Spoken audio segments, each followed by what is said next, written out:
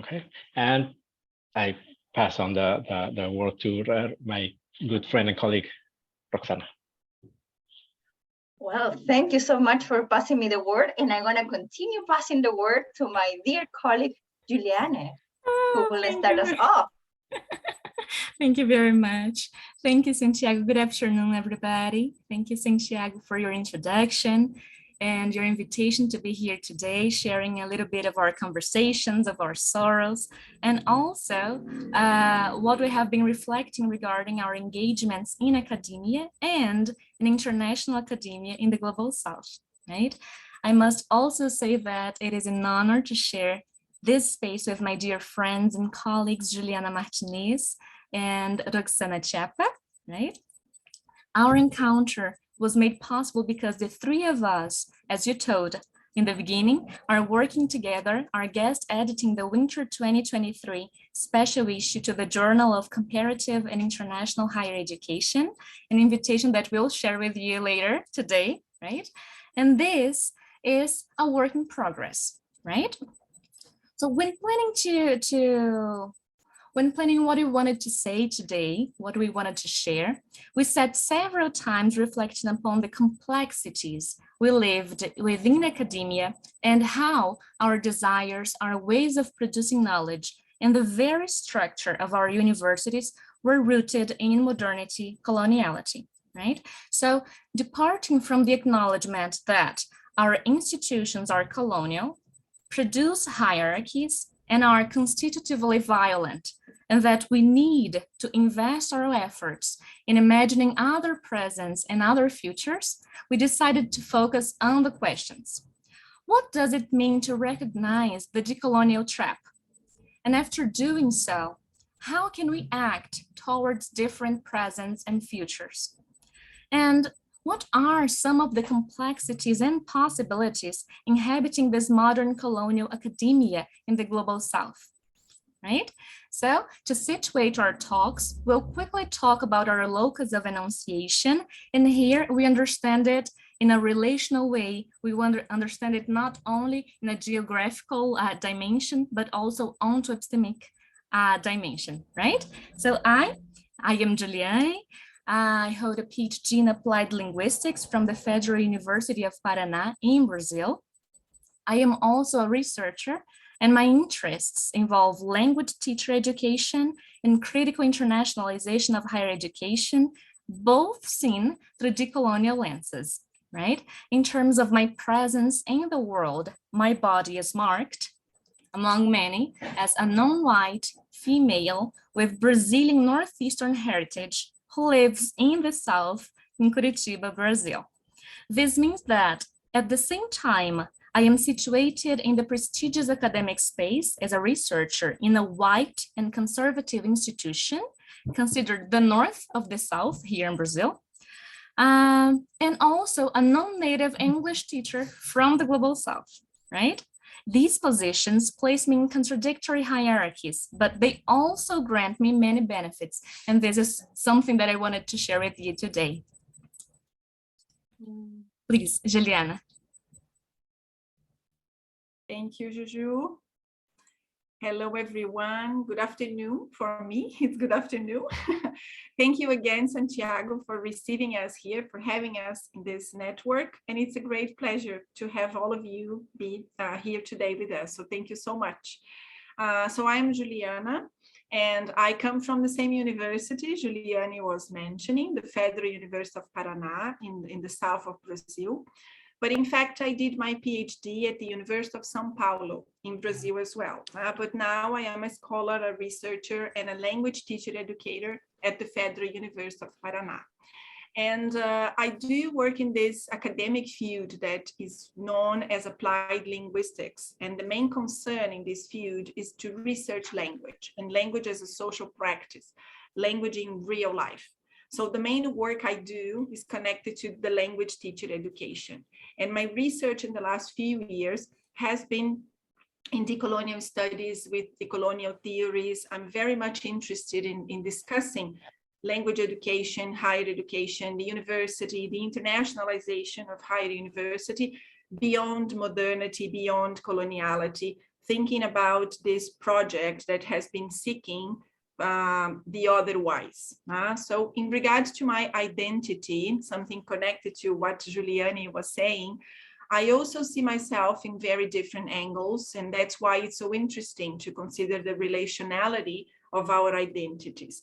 As a scholar and a professor in what is geographically known as Latin America, more specifically at this public university in the south of Brazil, I have been learning how to define and how to reconstruct my identity through Southern epistemologies and how to localize myself in this territory that we know as Abya-Yala.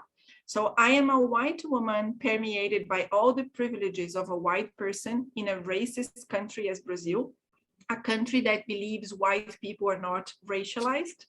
But I am also a woman in a patriarchal society system being crossed by gender inequalities. And as just Juliani said, I work with language teacher education. So I teach English as a non-native person. And then I face all the challenges of not using English with the same symbolic capital of a native speaker, what a native speaker receives.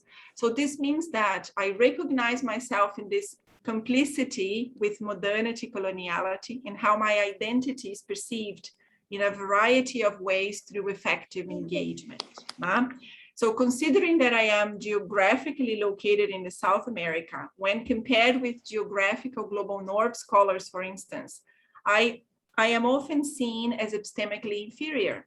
But on the other hand, within Brazil, I am frequently defined as a privileged scholar because of my skin color, middle-class resources, positions in this prestigious public university in the south of the country, located in the capital city of our state. So this just a little bit to understand how in epistemic terms, our identities always carry features entrenched in this colonial legacy. And at the same time, they are very multiple, dynamic, and relational. Thank you, Juliana and Juliana, for such a beautiful explanation and making explicit how is that complexity of inhabiting a particular social location in a specific moment in time.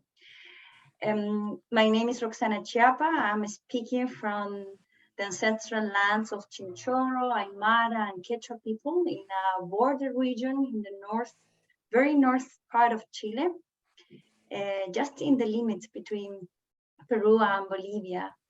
And from here in this regional university, I don't have the need to explain who I am in racial terms, because I'm part of that predominant racial groups.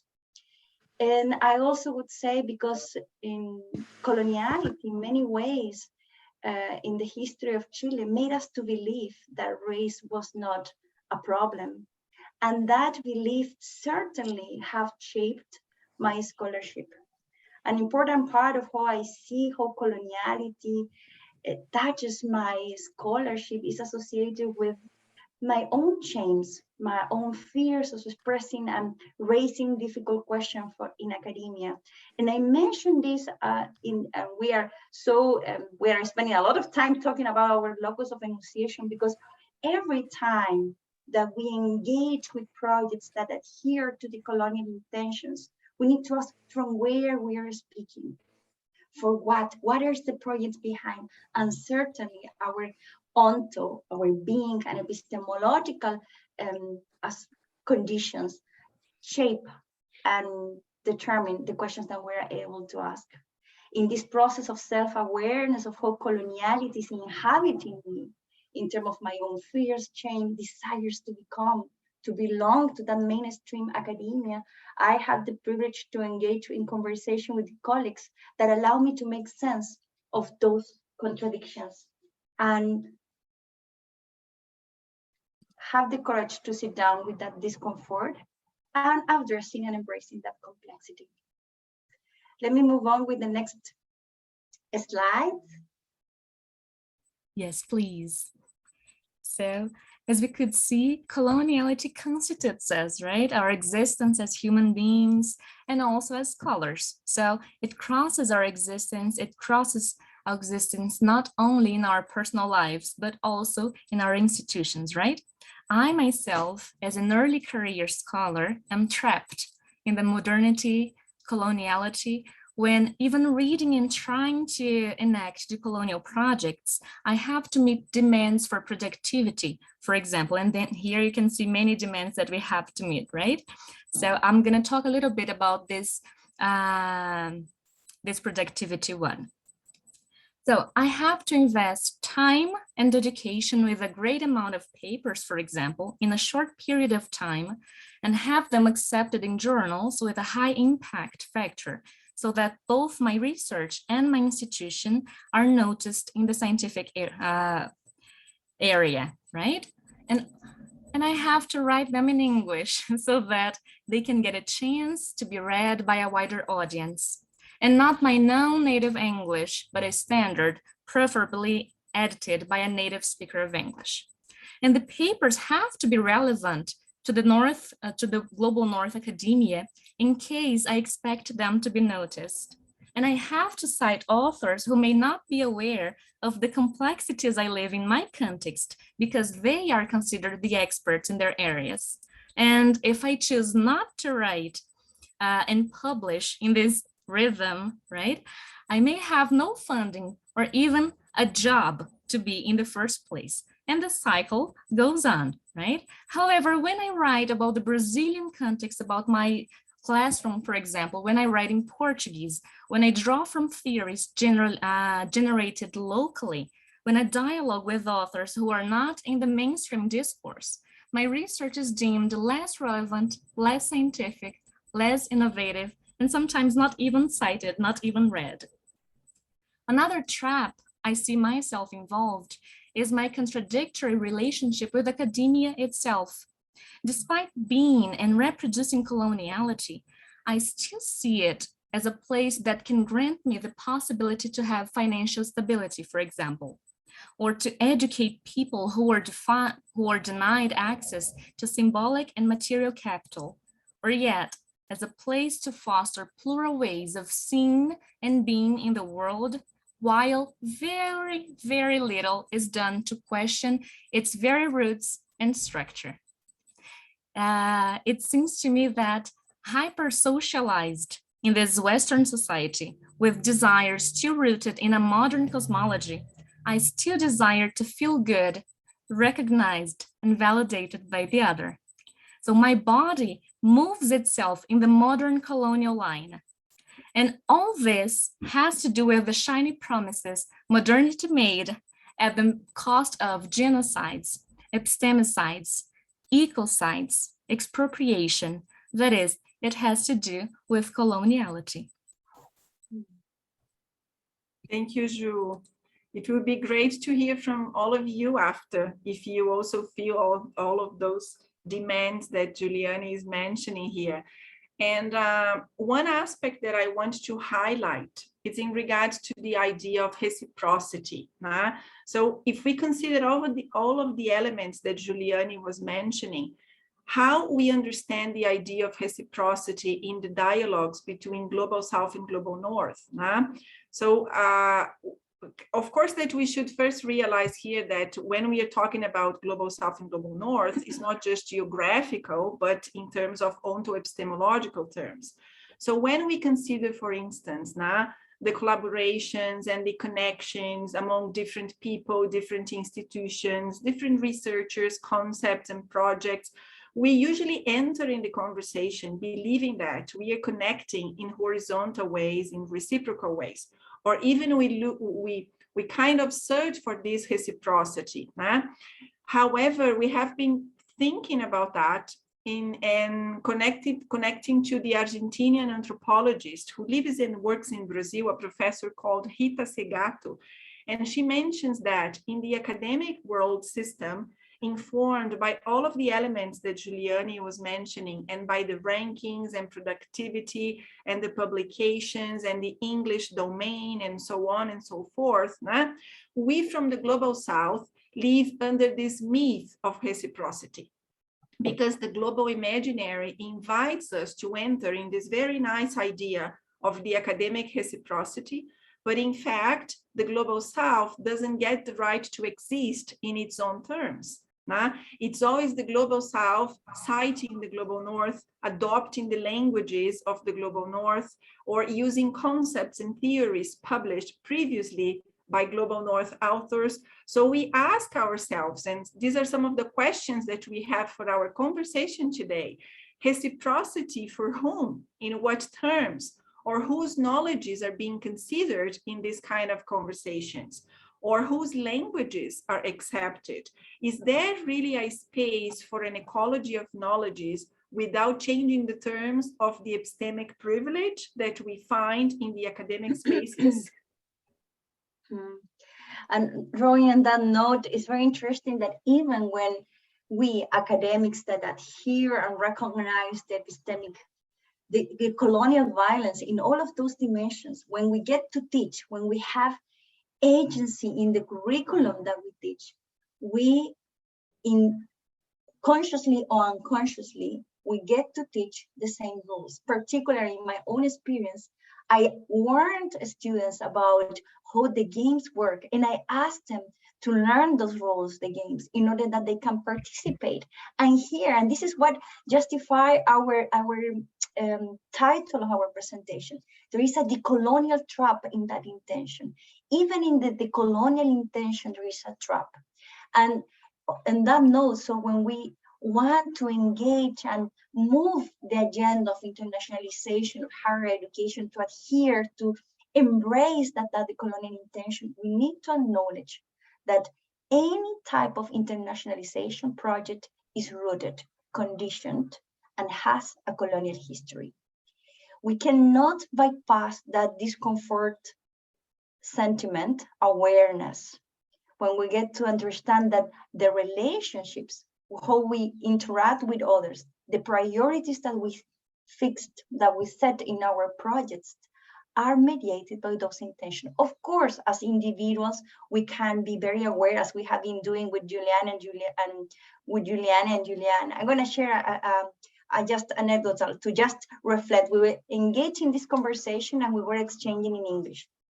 And for many, many weeks, we were just exchanging in English. And look at that small symbol. Say, wow, this is so interesting. We are reflecting, we are trying to imagine otherwise from the global south, with aware of all of those layers, and still we are choosing English. It's not that English makes us colonial in itself, it's a language, but the effort to communicate in our mother tongue generates other spaces, other reflection, other words even. It's a simple gesture that reinforces or that make us aware of certain possibilities, not to change and disrupt all the power dynamics that happens around language, but creating a different space. And there we are, philosophizing in Spanish and in Portuguese with English words about how that trap works. So my message here with this slide is any internationalization project is rooted, conditioned by this decolonial power of matrix. This colonial matrix of power, I meant. Let me, with that, I give the word to Juliana. Thank you, Roxana. Yeah. So by first understanding what Roxana was mentioning about this importance of considering coloniality and modernity as mutually constituted, and considering our complicity and all of the traps, the desires, everything that she was mentioning, we then get to this point to reflect on the multiplicity that lies in the decolonial projects. So within this work that we have been doing together, we have been discussing that decoloniality is not a single project. It's not a common project because it cannot be common in this very diverse planet. So finding homogeneity in decoloniality from our perspective would be a way to transform it in another colonial project. So we are saying that we have this same starting point. We recognize and we want to dismantle the colonial matrix of power that Roxana was mentioning. But how to do that depends on many different elements. So even though we recognize that there is a colonial matrix of power, the effects are unequal. And the manifestations of coloniality in the existence of people's bodies, territories, and the systems of knowledges are also very different and very unequal. And this is a learning long process for all of us. So that's why that for our discussions here, for us, it's very important to follow what Walter Mignolo and Catherine Walsh's questions. They invite us to give attention to the what, the why, with whom, and how of decoloniality. Not just assuming decoloniality without paying attention on the bodies and on the people, on the territories involved, and to the ways its concept, its analytic, and the practices unravel modernity's coloniality projects. So the way that we understand coloniality is also very different. So in this exercise that we have been searching for decolonial alternatives, or even to recognize that it's not just about our own complicity, but also about our aspirations towards epistemologies of the South, towards decoloniality, we have been trying to find different possibilities to think, to theorize.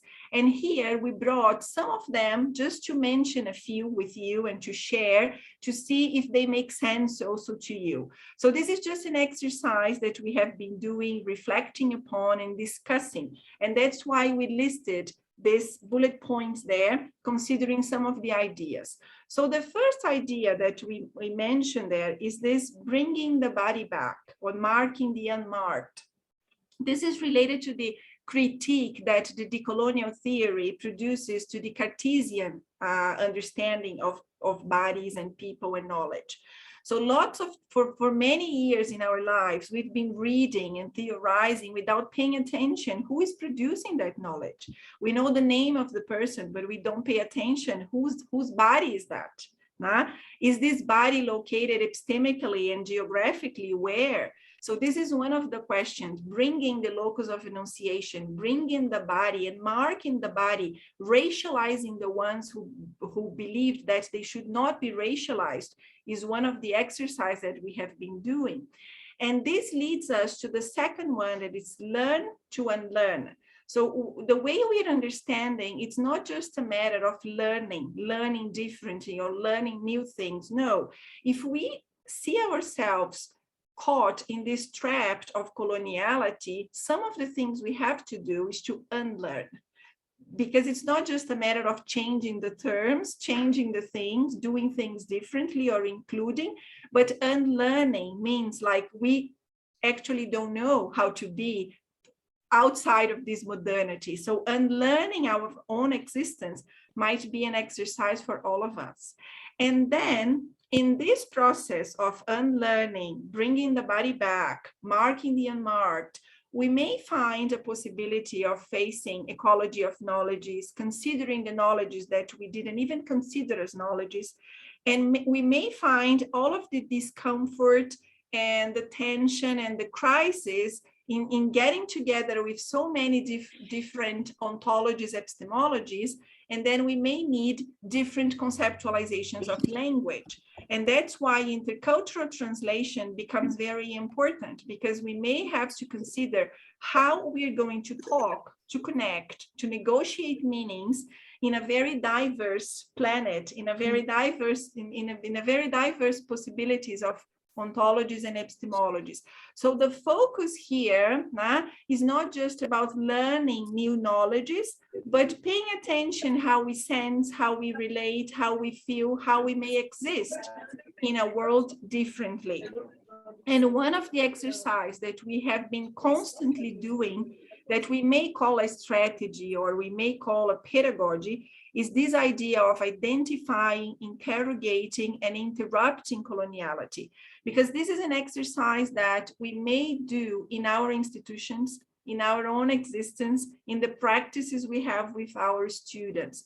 So these are just some of the terms that we have been focusing here, okay? And then one aspect that we don't want to lose track is this connection. Maybe we can go to the other slide, Huxana.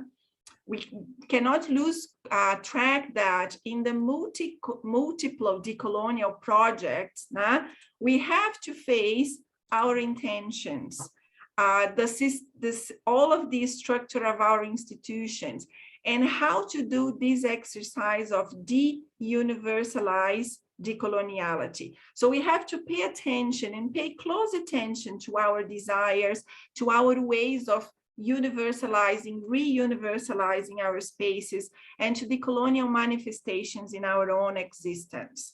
So one aspect that is very important for us, and we want to emphasize here, is the trap that certain discourses they ended up producing when they consider just a critique towards neoliberalism without paying attention to decoloniality. So what we mean by that? We say something like that. We may all agree that the world system is unequal, and we may all desire to end the inequalities.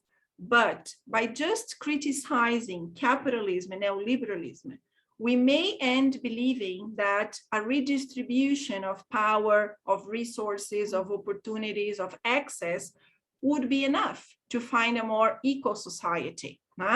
We can go a little bit further on that and recognize that redistribution is not enough.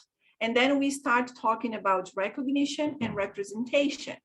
But when we include here the decolonial theory, we want to change the terms of the conversation. And we really want to open up for the otherwise, to face the discomfort of generating possibilities that dismantle the system, and not just including what or who has been excluded.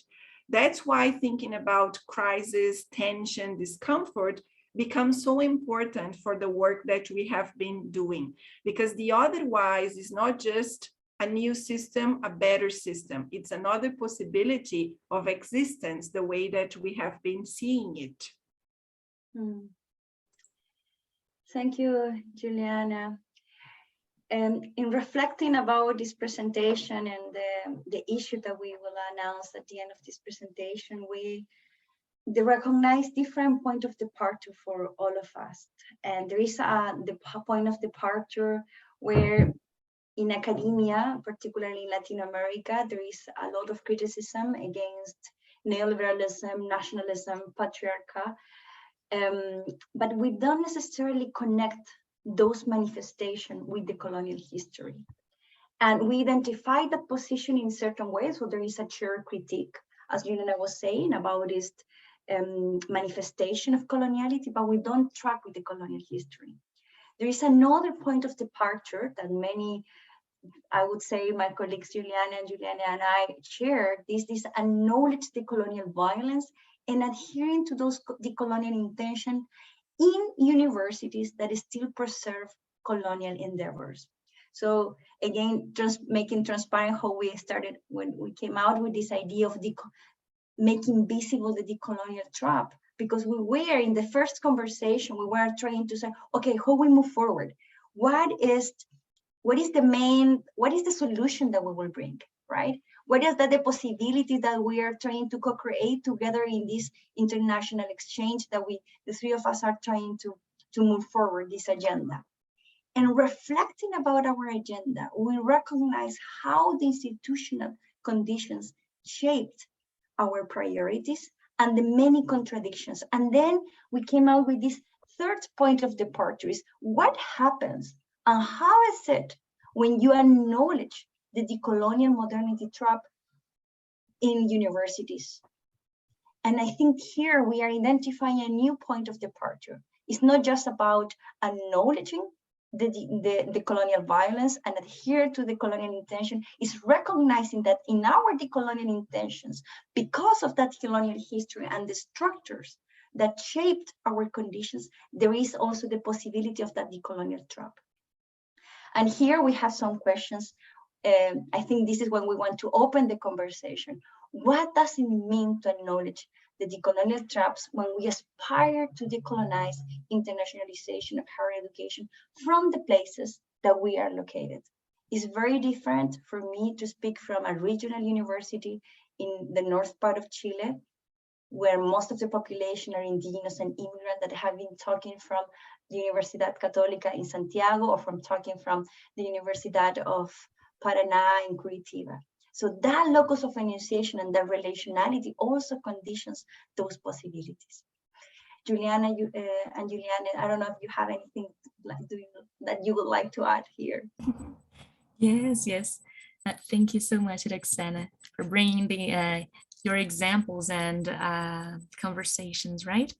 To us, some other possibilities and some other examples to try to answer, right, this question is to acknowledge the decolonial traps, right? And this acknowledgement, sorry, has to do with being able to live in the complexity, with the discomfort, with heterogeneity, with dissensus, with difference, which are usually avoided and seen in negative terms, right, in our institutions, in our communities. It also has to do with identifying the space of contradiction as full of possibilities, as a space for ongoing questioning, creation, reflection, and action, and not as a negative thing, right? It also means the need to be alert in any engagement that denies our complicity in colonial harm, in purity-seeking actions, because sometimes we think, and this is also a decolonial trap, right? We think, okay, I'm dealing with decoloniality here, so I'm not harming this, I'm going, I'm pure, or I'm seeking this purity in order to avoid coloniality, but we must do these things, but we are also always complicit in the violence, complicit in harm, right? So this identification, it means the need to identify our desires and who and what project these they are serving, right? But less than answers, we also would like to pose some questions for you so that we can reflect together after the presentation, right? So we have here some burning questions.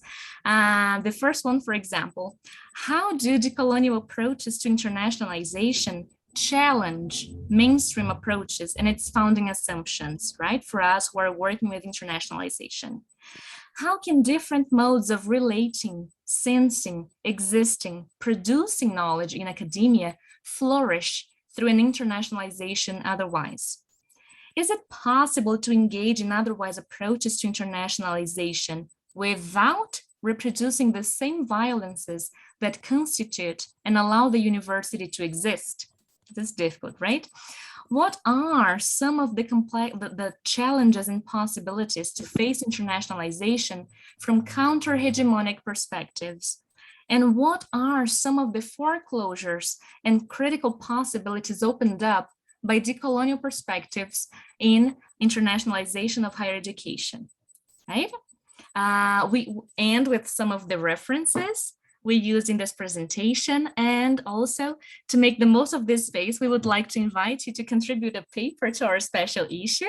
It is entitled Inhabiting the Otherwise in International Academia, Critiques, Complexities, Struggles, and Resistances, right? These questions that we asked and some others or many others are accompanying us, right, in this process of thinking about an internationalization otherwise, and also they were what motivated us to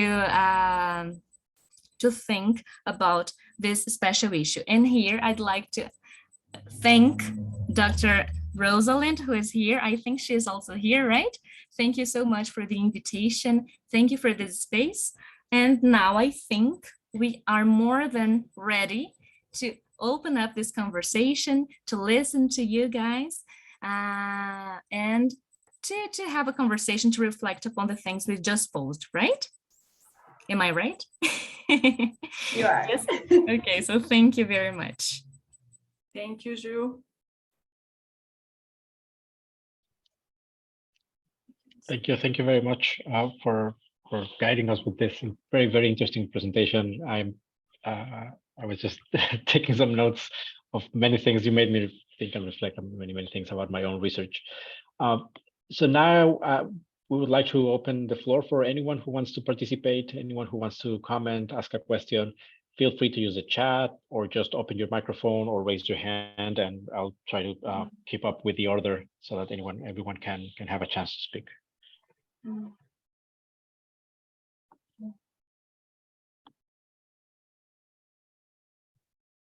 Yes, Carlos? Yes, good afternoon. Are you able to hear me? Yes, Yes, very very well. good. Thank you. Thank you for the presentation. It's the first time that I'm joining this meeting. I am from the University of Toronto. I was originally born in Bogota, so I was that's the my kind of family background, but I've been in Canada for a while. And then I did my master in internationalization of higher education at the University of Calgary here in Canada. Mm. And then I'm really pleased to be here, and I'm really grateful to be here to listen to this wonderful presentation. So thank you very much. My question is that I'm still struggle with trying to incorporate in the analysis of colonialism in the context of internationalization. Like I'm trying to better understand specifically how does it advance the goal of ensuring that whatever number of steps or recommendations or changes that take place in the sector do not indirectly create another problem or another struggle when it comes to making sure that whatever ideas or dominant approaches to internationalization don't suffer from the same type of the same type of state of relationships in which, yes, there are some nations with more resources for whatever reasons, and they use those resources and they exercise the resources. And other countries, obviously in Latin America and in other places such in Africa as well, they do, they have to subscribe to the finances guidelines, the objectives of or priorities that come from the countries that have more resources. Mm-hmm. But then my question is that I do have the intention of incorporating a more inclusive internationalization when it comes to the sector. But my struggle is in how do I elevate the concept of colonialization in the sense that I'm able to demonstrate with evidence that whatever approach or recommendation is given is based on something that is not going to repeat the same problems that I was described in this presentation. Because the what I hear a lot in various type of venues, it has to do with changing a system into something that is better, but I don't understand. I'm not sure if we fully understand where we are right now in terms of internationalization and where we want to go. And the reason is because I have been doing some research in the area of international development and internationalization of higher education.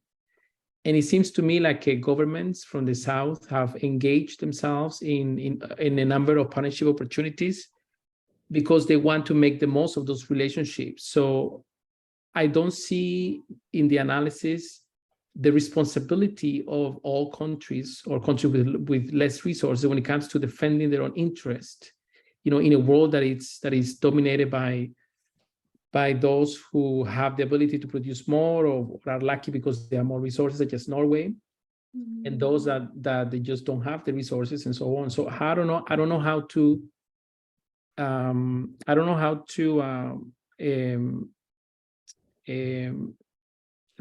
reconcile with these two forces. One is the fact that some countries have more resources than others, and they will exercise that whether they want it or not, whether they have the good intention or not. And what will that internationalization look like in the views of the presenters? That was my question, and sorry that it's very long. I don't know, colleagues, who would like to start. I have some reflections, and perhaps just Carlos, if I heard you well, was your main concern is, well, if we know that there is colonization, now we are in a stage where there are countries in the south that are trying to engage in these international development projects, and we don't want to repeat those colonial patterns. Is that was one of your main points, right? Yes. Yeah, okay. So I hear you so well. There is this intention. Is it possible to bypass this situation and move in a different type of relationships? And I think, and this is from my experience as a scholar that have been in different places as a consultant of internationalization projects, and also as a scholar studying the phenomenon and being a transnational academic. I think that there is different levels where coloniality, those hierarchy power, these hierarchies get reproduced at the national level. And speaking from a country like Chile that is trying to get the most with internationalization projects, the hierarchies, the ways how it relates with the rest of the world is always in that colonial rubric, trying to become and trying to generate as a type of hub in the South America, and in very similar logics to the dominant and hegemonic approach of internationalization. I think it's important that is the intention, and I don't know if the question is yes or if there is a different way. One alternative is interrogate, first identify what are those spaces where you perceive that colonial hierarchies are more evident.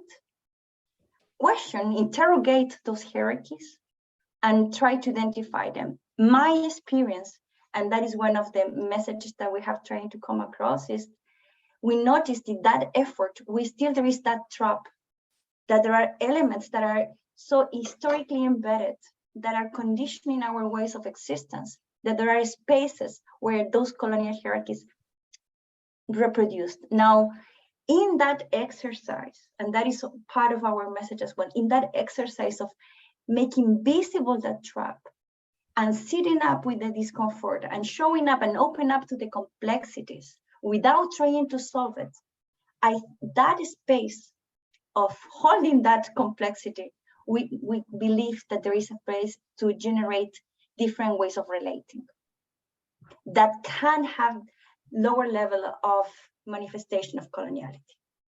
I don't know what my colleagues think about it, and would love to hear to continue the conversation in another setting. Carlos. Thank you. I could comment as well, but I just want to see if somebody else wants to ask a question or make another comment.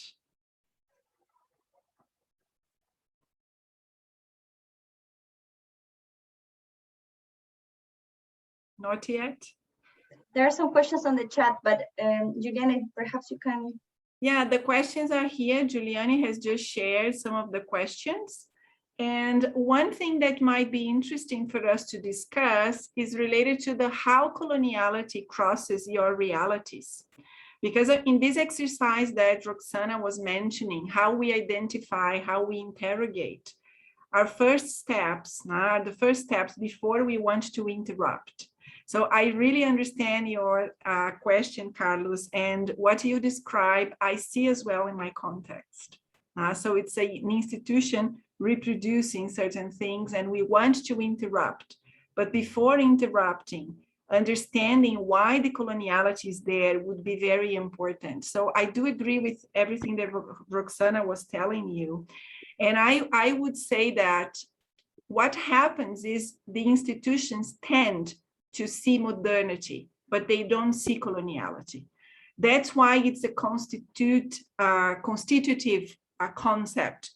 Like all of the internationalization has been done, and the policies and the documents and the strategies and the plans, they are focusing on the modernity, but they hide coloniality. So that's why it's so difficult to see and to realize that. So how to do this is one of the questions that we have every day, how to change the terms of the conversation, how to do it differently. And we have been learning, and the exercise of identifying how the colonial history is there might be an exercise as a starting point. I don't want to take long here because we have Juliana Ferreira with her hand. But thank you, Carlos, for your question and your comment and sharing.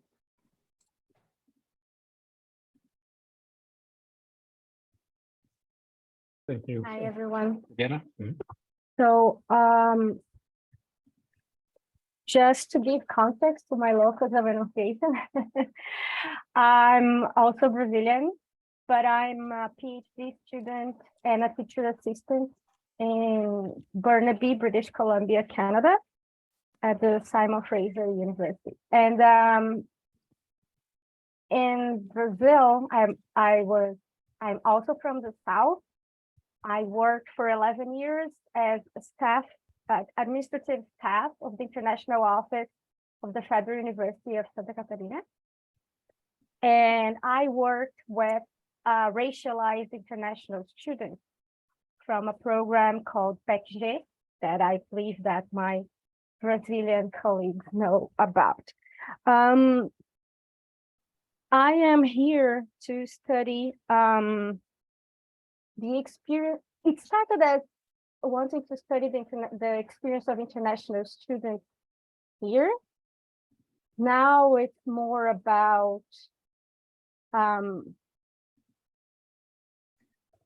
seeing how the transnational students, not international students, how we identify, interrogate, and interrupt, how we navigate all the thing, right? Well, anyways, now talking about myself, I would like to say that identifying and interrogating is easier than interrupting, right? That's what you were saying. And now as a TA and someone who has very low power and the trap that is the hierarchy of academia, I see myself doing things to interrupt and always a little bit afraid of being fired or things like that, okay? I'm much older than the other TAs because I avoided the trap of academia for maybe 20 years before I said, okay, I'm going to move on from the staff to the researching, teaching area. My question is,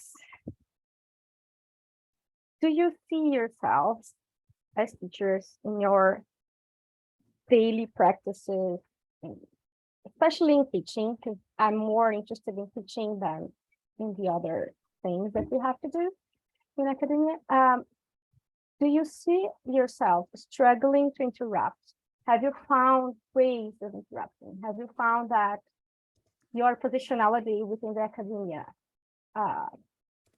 dictates how much you can interrupt? My focus is in interrupting as teachers in the university, and what you could tell me about it.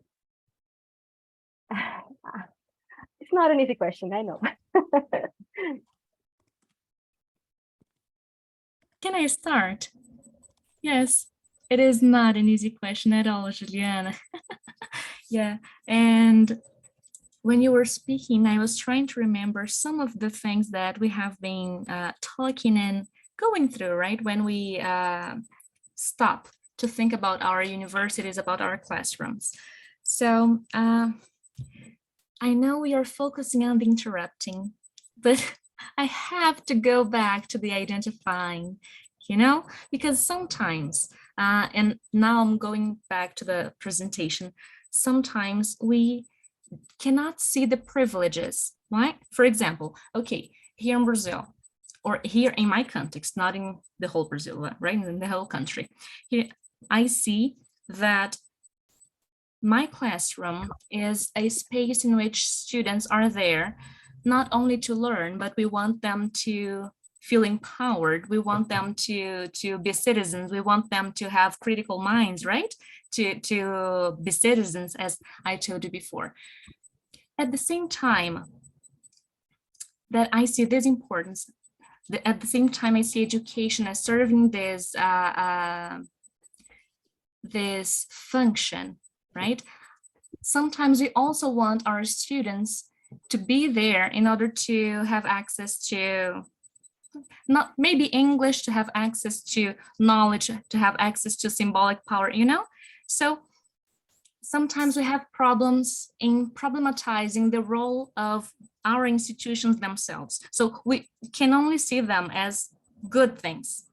Do you know what I'm trying to focus here? So for example, it is very hard for us in the university not to envision a different future for our students, right? Because sometimes when they come from a poor situation, for example, we say education is the most important thing for you, right?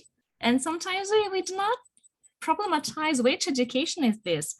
When we are inside our classrooms, for example, when we are as teaching English, depending on the place where we are teaching English as a structure. We are teaching English based on the native speakers' norms. We are teaching only grammar. We are teaching, you know, we are not teaching language as a social practice. We are not thinking about the power relations when they want to understand us or not. We are not dealing with these things. We're not talking about life.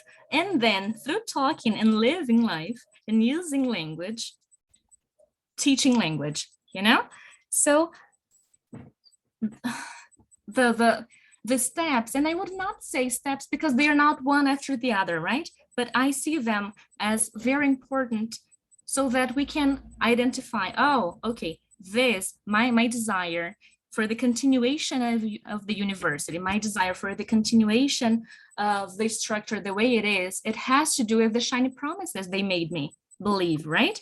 I do want to have a house. I do want to have access to technology. I do want to have access to health and everything, because it is dignity, right? It is about dignity. And when we are asking and contesting these things, we are not saying that they are bad, right? But we are saying that there is another side, that's the other side of modernity, which is coloniality, right? Why only some people have these things in relation to the others, right? Sometimes we lose this of our conversations. So to make my thing short, right? I think it is important to interrupt, but this interruption, it has to come from our reflections, right? Identification of our own desires, of our own projections, of our projections of futurities for our students. And I think from there, if we have more or less space, it's a matter of attitude, of relating to those students, you know, of how can we exist together? How can we exist differently? How can we look at each other? How can we evaluate? You know, that's just some of the things I wanted to share. Can I just add something quickly? I promise. Thank you, Juliana, for your question, because it's the question I have every day. If I am studying all of that, I am reading so much of these decolonial things, how do I change my praxis? And one thing that I have been learning is to invite my students to join me in these dialogues and conversations. It's not a matter of transforming decoloniality in curriculum. It's a matter of inviting people to think about what we are considering a decolonial project, because they are part of the project in a way of, if we are constructing this otherwise, if we are seeking for those alternatives, we are not just doing this because we are teachers and they're going to receive the answers as students. No, it's a planet project. So they have to be involved. They have to be part of the process of reflection. So this is one aspect, inviting them to be together. The second exercise that I have been doing is to challenge the content of my courses. What I consider content, what I consider that should be there, that I could not leave out, or no, we have to read this because this is the mainstream and everybody has to understand that. I have abandoned that. And I have started bringing bibliography and references and readings that make sense to our context, to our local, what they need, what knowledges do they need to understand our own reality here, where we are, the bodies that we inhabit. So this is another change, now content, invitation, and relationality, I would say, is the third element that I would consider. Our relation has to change. I cannot be that person anymore lecturing to people.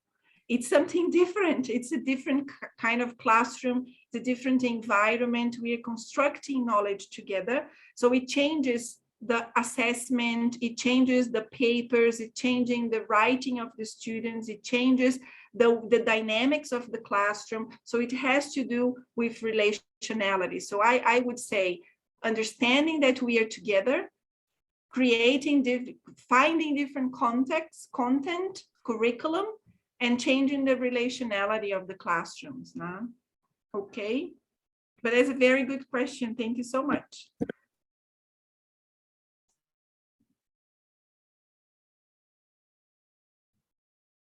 David, it seems that you have to talk to your question.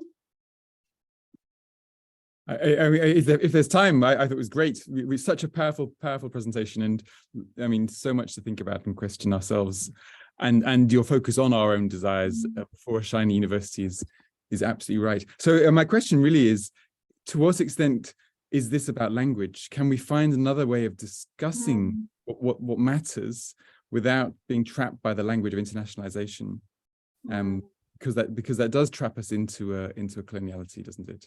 It's a certain way of imagining what the university should be doing.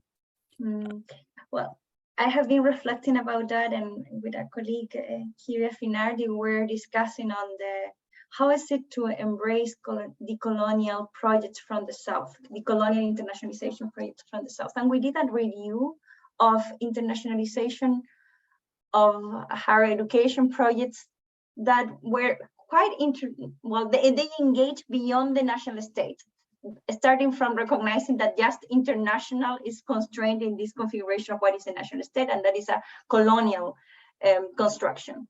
And what we found is that there were several international engagements that they were not called and they were not looking for internationalization. So the focus and the objective to engage with others was not about to get in with that. The emphasis was not in that relationship.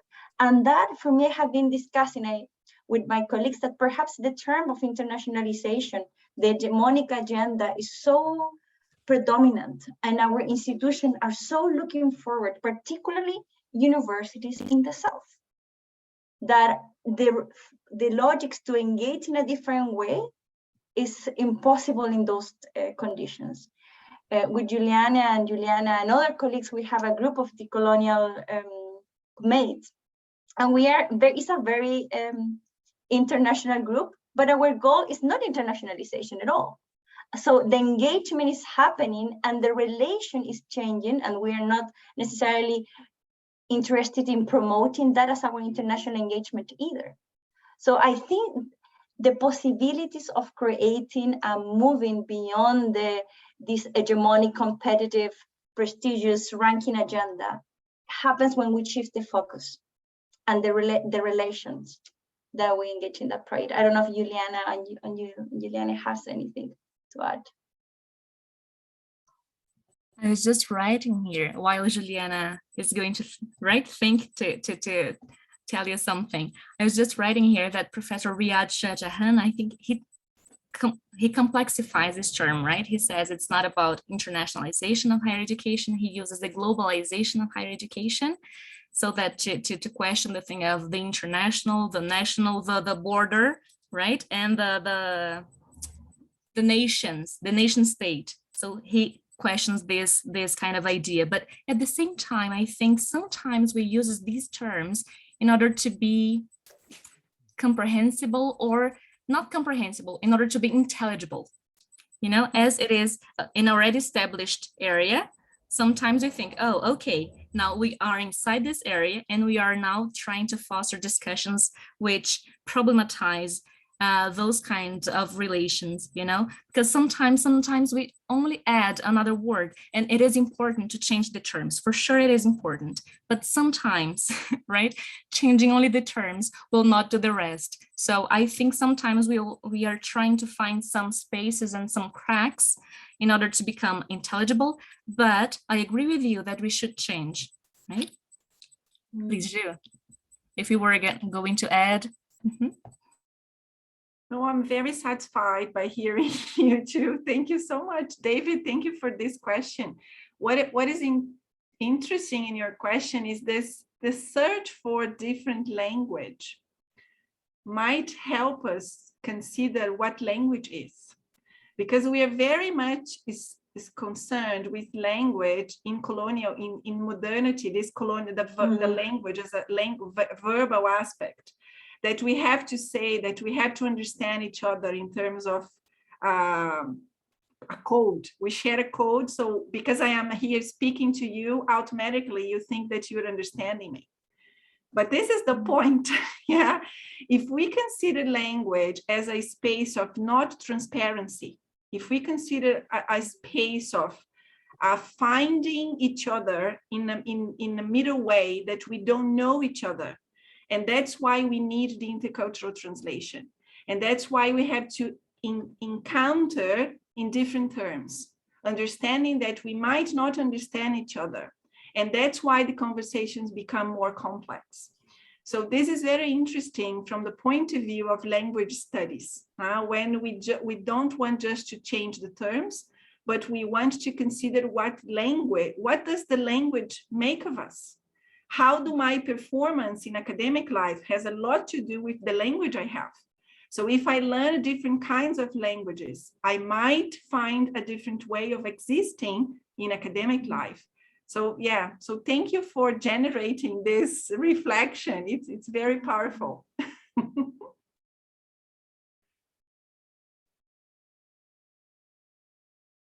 I don't know if there is any additional question, or we're on the time, Santiago.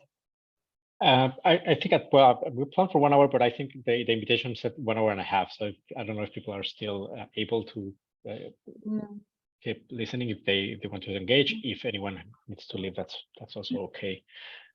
But I do want to be mindful to give the time for everyone to speak. So if anyone else has a comment or a question, please feel free to post it. Can I make just a comment, and then thank you, Juliana, Roxana. I'm speaking, I suppose, as a white woman at the moment I'm in Sweden, but I'm working in Padova in a European university which has been celebrating 800 years of history, with little look at its complicity in the colonial endeavor in all these celebrations. So yeah, as you say, yes, we're very good at recognizing modernity and not at coloniality.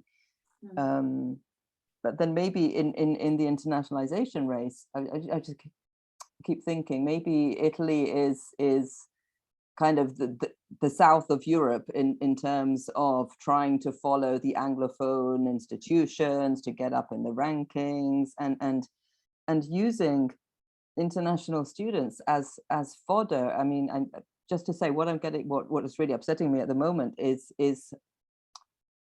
knowingly recruiting more and more international students, getting them to come to a country where they don't speak the language and are extremely vulnerable. The university doesn't provide accommodation, doesn't provide health services.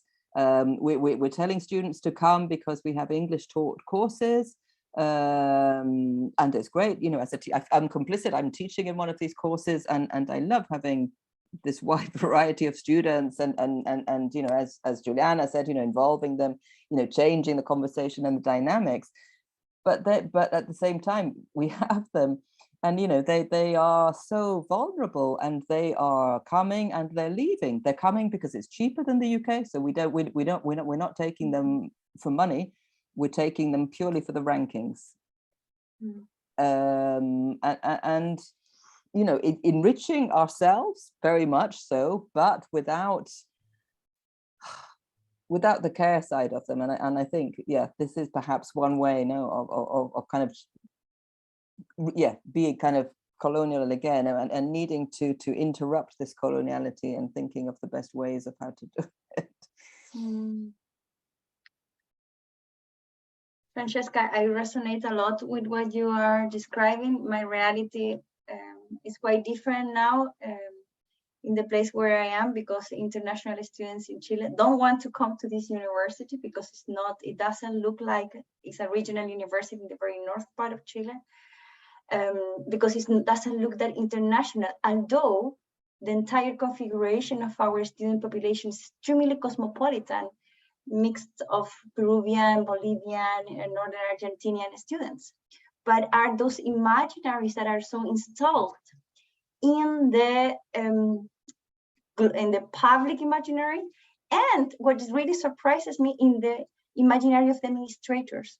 So it's difficult to challenge that when there is the desire international students, the desire prestige of the rankings, and the trade-off that take place within the responsibility that universities say to have with their communities, and this global competition that in many ways doesn't have much sense considering your local realities. And there is no, I don't know if how to go, this is not the structure, how you challenge that. I'm expecting that an international, perhaps global organization change the standards in order that our administrator can understand it. This is one of the traps that we follow, because in the intimacy, everyone wants a different project. But when you get to the real situation, how we're going to set our priorities, the changes don't, the path continue in what we know. Exactly. I mean, now they're thinking about, having new indicators, markers of, for the rankings, but then we're still playing the rankings game. Same with, academic freedom, that, there's a new index of academic freedom. Yes, valid. But then that's going to reproduce the kind of hegemonies of it's going to get rid of China maybe from the rankings, but what is it doing? So then, it's always kind of going round and round. But I suppose you're right. We need to learn to be uncomfortable with it and keep interrupting and unlearning and questioning. Yeah. Can I just mention something? Sorry, David, just related to what Francesca is saying in relation to this idea that this is a trap. What Francesca is describing, and Roxana was replying, is a trap, one of the traps that we have been trying to discuss. But I am here thinking about the idea of vulnerability, because we tend to understand the vulnerability individually. Maybe if we change the understanding of vulnerability and we understand ourselves and our communities vulnerable in all of this structure and all of this colonial matrix of power, we may find different ways of generating connections. Because the students, the international students and our students who come from different realities as well, and they have to move from their families' houses to the capital city to study and all of that. And we ourselves are in this productiveness and rankings and things. Everything that we see from the point of view of an individual person. So I feel like that I can't survive in all of this because it's too much for me as a person. But if we establish different kinds of networking and connections and collaborative work, we may find certain spaces that are different from the ones that we just see ourselves in the middle of the ocean and vulnerable. I am not saying that it's going to happen, that it's easy or possible, but instead of looking at ourselves from the point of view of I am an individual, but I am part of a community and the community is suffering of the impact of all of that, we may find different possibilities. But this is just like a food for thought for us, just thinking aloud here. Thank you so much, Francesca. Thank you all. I know, David, you had your hand raised, but if that's okay, before going back to you, there's another question in the chat first from Michelle. So I'm going to read that. It says, could you, our presenters, talk about some challenges and criticism you have encountered? And correct me if I'm wrong, Michelle, do you mean challenges and criticism of like doing this type of work, decolonial work? Is that what you mean? Yes, sorry, I couldn't turn on camera. I'm babysitting my daughter right now. Yes, please. Thank you. If you could share some of the challenges and the criticism, especially that you have encountered in promoting critical internationalization, that would be appreciated. Thanks.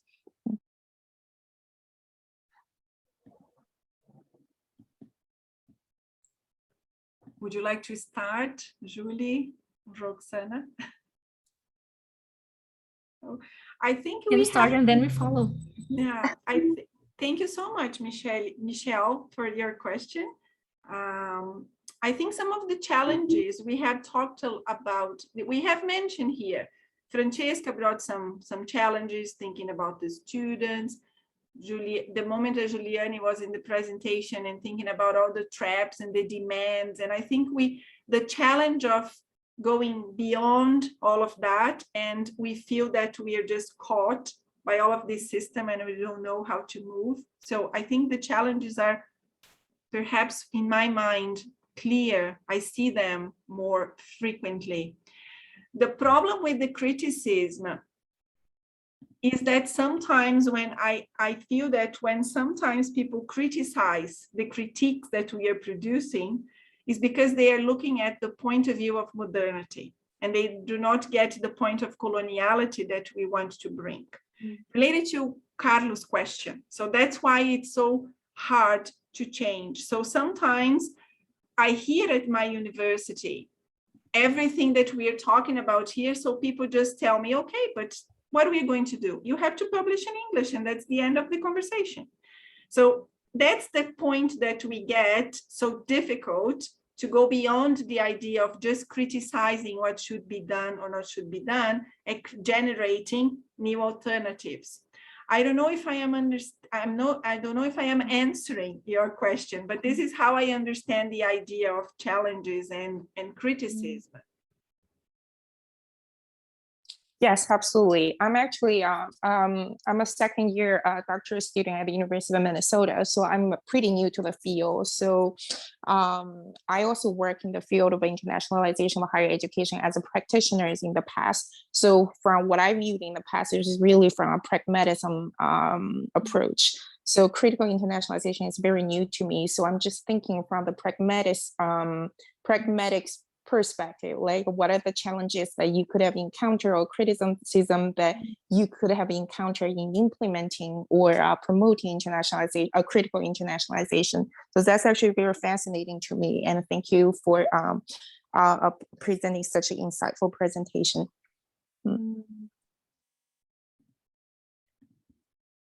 There is perhaps, Michelle, one of the things that I can share from my own context, there is an expectation, especially from this is a fascinating trap. There is an expectation from the global discourse of internationalization of higher education that the South provide new ways of internationalizing.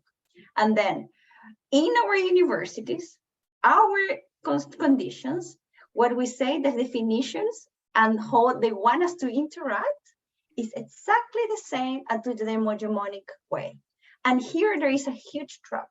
So there is times where I have been witnessing conversation where academics are evaluated considering the level of prestige that the university, the colleagues that they work with. So if you belong to particular centers or have affiliation with highly prestigious centers, you are rewarded as a more competitive and valuable academic. And that trap gets deep in our also unconsciousness, right? We are human mixed coloniality inhabited us. And I think that there is and I don't want to exacerbate the individual agency that each of us has, because then we neglect the structure. But it's a systematic exercise of questioning who are guiding these desires of engaging or conducting or following such agenda? whom is winning with this agenda? Am I really honoring what I know and how I feel and perceive coloniality touching my skin and the connections, the places where I live? For me personally, I'm systematically exposed to that questioning from the institution and how that agenda also is shaping my own priorities. And I would say without the groups of colleagues in which I am involved with, it could be very difficult to adhere to the colonial intentions. And I always talk about these decolonial intentions because the decolonial actions take several rounds, right? We interrogate, we identify, we interrogate, try to interrupt, and then we find another trap. It feels that sometimes that we want to get that solution, and there is that vicious circle that it seems that invite us to confront and sit again and again. I hope I am answering some of your questions. Yes, I would only like to add a very, very quick thing in terms of challenges and criticisms. I think we are very vulnerable, right, inside academia. And when we are dealing with decolonial theories, studies, critiques, we are even more vulnerable because it is something that we are critiquing our very existence and possibility of existence, not only in the world, but also in the academia where we work, right? So it is really hard to have this kind of conversations and expect people to understand and to be with us and to agree with us, right? Since it is even hard for us to recognize that we have privileges, we are violent, and we are making this system to continue, you know? So I think it is hard to enact this kinds of critiques when you are alone, as Roxana and Juliana have also said. Maybe if you have your advisor with you and reading, you know, reading groups, maybe these things are going to become easier to navigate. But it is something that I find myself struggling with every single day. It is not something that I start and that's over, right? It's something that we have to consider every day and see the possibilities we have in our circles, right? And also about the criticism. Yes, I think Juliana has already answered that, because depending on who is talking to us, we are going to listen to things such as, for example, this is not possible at all. We are talking about a new liberal academy. We are talking about the continuation of this academy. And you know that nowadays our universities only want to, not only, but they are focused on the new liberal system. They are focused on generating money, right? On progress, on modern objectives, right? The continuation of the academy itself. So it is very hard. It is like remar contra maré. You are going against everything that you know, the university and the education and the world wants you to. So it is hard, but I think we must. Thank you so much, Juliani. We have 5 minutes left, and we had 2 people who had raised their hands, David and Vedant. So maybe if that's okay with you all, you can, if you both can pose your questions, and then we can close with that, with a brief comment from our presenters. Oh, I mean, I'll quickly just say that, I mean, I think this is great, really helpful. The thing I was thinking about in relation to Francesca earlier was asking our students, finding out, you know, how much are they driven by rankings? Do we know enough about their own desires? Perhaps that isn't the most important thing for them. Perhaps they would much rather we designed courses that actually reached out and worked with the community and did social justice work. I mean, you know, we assume lots about our students, but perhaps we shouldn't. Perhaps we should start with them. But anyway, it's been great. Thank you. Thank you. Vedant, go ahead. Yes, thank you so much for a very provocative presentation. And just to speak briefly to the last comment that was made by David, I come from a context again in Canada, in so-called Canada, at York University in Toronto, and One of the things that I've encountered as a TA is that, you know, in their first year, when students come in, they definitely, there is an internalizing of the ranking system, because, you know, they come in, and just to give people a little bit of context, York University is, it has a very large racialized population. There's a lot of first generation university going students that go here. And traditionally, you know, it's that has been the population of the university in comparison to the more kind of elite University of Toronto. And so in the first year that they do come in, they definitely come in with this idea that their peers at University of Toronto are somehow better than they are. When of course, as a TA, having taught at both institutions, I know the reality is far from it. They both, if anything, both of them kind of come in with you know, the things that ail the Canadian public education system. My question really is, with the institutionalizing of like decolonial practice and anti-racist work, how do we kind of like steer clear of the trendification of, you know, decolonial work? Because yeah, I mean, in my experience, it really becomes an evaluative choice between, do I choose to kind of become the token representative of the university, or do I just completely refuse to exist in this structure as it is? Thank you.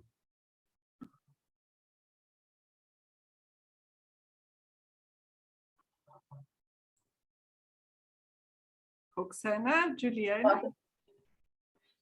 Thank you so much, Vedant. I don't know how to pronounce your name, Vedant. Yeah, it's a great question because it's not very difficult, very different from my reality here. We have in Brazil from the last 10, 15 years, we have been having this educational policy that we call quotas. So students from public schools and non-white students, indigenous students, they enter to the university in a different entrance exam. So that changes the reality of having just the elite study. And it has changed completely the reality of our classroom. So we have a very heterogeneous environment with different kinds of languages. They are not, certainly they are not speaking the same Portuguese. They don't come from the same background. They have different expectations. And then I would tell you that in my radical perspective, the starting point would be to prepare the teachers for that. Because the institution is so white. The institutional is so, with all the ideas of the elite, and it's so constructed in this modernity coloniality, then all the racism that the students get in the institution, most of them come from the teachers. The way that they teach their classes, the way that they access their papers, the language that they are expecting the students to have, all the expectation that we have as scholars, they are not going to be there because the reality of the students are different. And I'm not saying that we have to do charity and consider that the students are not capable of doing or not being there. No, this is not at all I'm saying. What I'm saying is that the institution has to change because those knowledges that are there are not part of their reality. Why? And then comes Roxana's question, who is winning with this agenda? Who is benefiting with this academic agenda? So how to change that? It's very hard to answer that. How do we start? So that's why in my radical mind, I think that the teachers should be challenged and prepared for that because they are not understanding. Some of them are rejecting the educational policies and they are just saying that the students don't deserve to be there. While we are looking at the system on the other way around and say, no, this system was so violent and now people are here, we got the chance to have them here. So we have the chance to review all of the ideas that we understand as the canon and the essential concepts and books and references that we have. But this is a work for our life, Vedant. It's not for tomorrow. Yeah, I don't think, and I'm going to see the changes that I would like to see in the institution. But even though we have to do it every day. So this is how I deal with the challenges. Yeah, I don't know if I am answering, or am I creating more problems with this answer.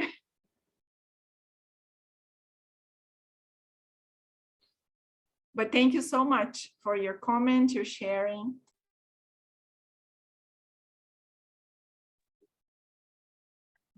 Thank you, Yeah, everyone. Go ahead, Roxana, please. No. I know that we are on time, and we're past the time that was allocated for this. And I just want to say that there is a beautiful opportunity when we get in contact with our deepest decolonial intention, because we know that coloniality has caused so much harm. And there are two positions that we have to be careful with when we try to position ourselves as victims, right? We are just these ones that have received the effect of coloniality, or when we are in this other side, oh, I have been the complicit. It's both. And in both, Juliana said something very beautiful about we are all on this. Even when we cannot see it, we're all on this in that intention. We want to heal, right? We understand that the capitalistic system is no longer sustainable for the climate change. Climate change has demonstrated that there is no class, there is no place on planet Earth that will be exempted from its effects. And we understand that our epistemic, the way this rubric, the way how we create hierarchies and we relate, is also shaped by these hierarchies. So it's in that recognition, and I don't know, I'm trying to think of how that holistic healing, this intention of that comes from body, mind, soul, and we learned from the indigenous caretakers of our lands have told us. And just a short story, the other day, Aymara elder told me that we have to be very careful when we try to get in these intercultural connections, because the future was not in the proximity of how we understand the future. The future was in the past, was about to recognize our history, and just recognizing our histories, what was going to be the way to get to share and see others from what they are. And I have been thinking about, so intercultural was not intercultural, was intracultural. It was going deep inside to understand our past, our history, where our joys and sorrows are, in order to explore and see the others as they are by their own histories. I finish with this message. I don't know if Juliana want to add anything else. Thank you so much all for being here and allowing us this conversation to happen.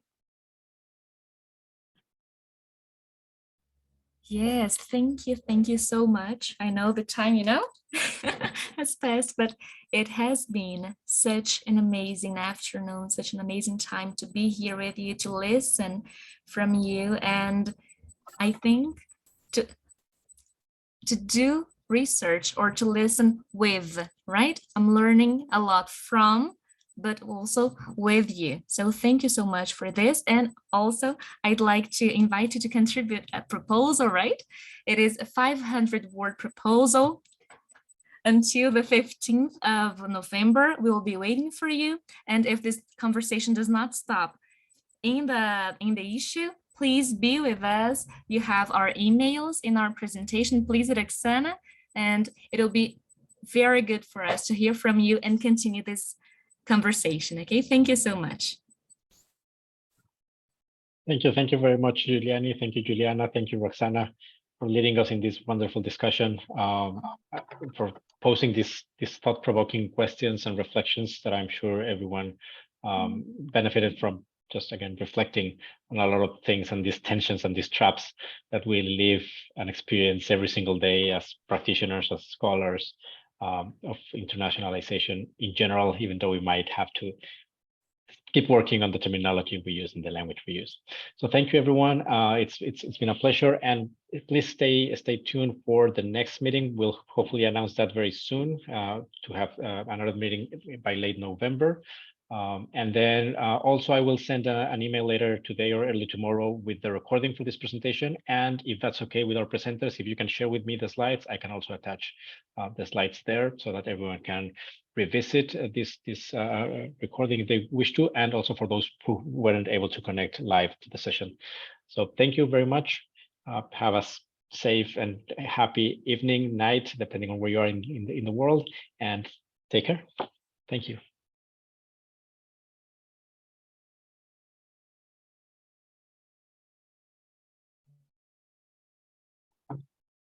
Wow.